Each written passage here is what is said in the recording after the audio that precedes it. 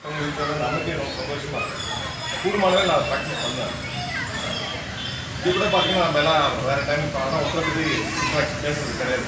பெரிய விஷயம் பார்த்தீங்கன்னா இங்கே கூட வரும், நீங்கள் எப்படி பேசுங்க எப்படி பேசுங்க அதெல்லாம் ஒன்றும் கிடையாது. ஒரு நல்ல அர்த்தமான ஒரு விஷயம் அந்த லெவலாக மெச்சூரிட்டி காட்டிடுச்சு. இந்த புறம் பேசுறது வந்து பட்டியத்தாரை பற்றி கூட நான் ஒரு இது படித்தேன். பட்டியத்தார் என்ன பண்ணாரா ரொம்ப ஏதோ அவரும் ஃபோனை தான் கட்டுவாருன்னு அவர் நடந்துட்டு ஒரு தலைப்பில் வந்து என்ன பண்ண வயலில் வந்து வரப்பில் தலை வச்சு படுத்தார்.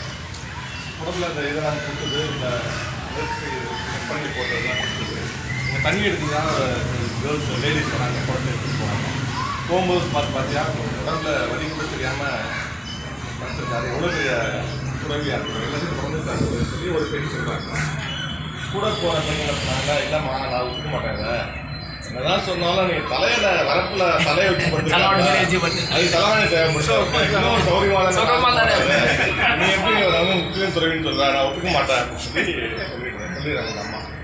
இவர் காலேஜ் விழுந்துட்டு அப்புறம் அவருக்கு தோணும், ஐயோ நம்மளே சுகம் நமக்கு நம்ம தலையை வச்சு படுத்தோம்ல சொல்லிட்டு ஒரு வயல்லையே படுத்துறாரு.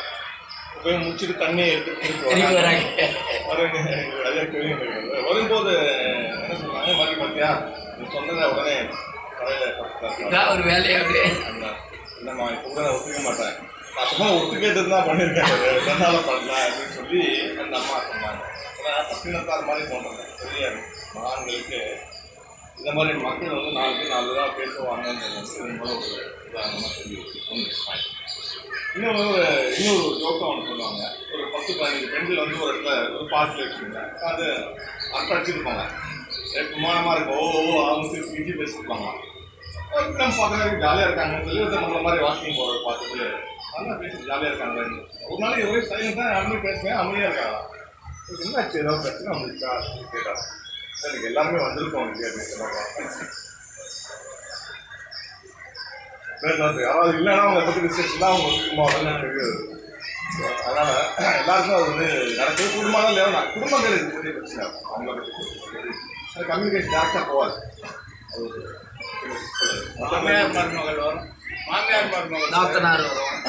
அது சாதாரண சொல்கிற விஷயம் இருக்கலாம், சாதாரண ஜோக்காக சொல்கிற விஷயம் இருக்காது. அது சரி பண்ண அதில் வீடு உரசில் வந்து பெரிய உறவில் வந்து பெரிய விஷயம் ஒரு பக்கம் இருக்கேன். அந்த ஸ்ட்ரெஸ்ஸை பற்றி பேசுகிறாங்க. டைம் மேனேஜ்மெண்ட்டோட நிறைய இடத்துல டைம் ஸ்ட்ரெஸ்னால சில நம்மளால் சரி செய்யக்கூடிய விஷயத்துக்கு பியாண்ட் ஆஃப் கண்ட்ரோல் ஸ்ட்ரெஸ் நிறையா இருக்குது. நாளைக்கு நீங்கள் ஸ்கூல் போனீங்கன்னா நான் வண்டி போகும்போது பார்த்தீங்கன்னா குழந்தைங்களை வச்சு சிக்னலை பைபாஸ் பண்ணுவாங்க.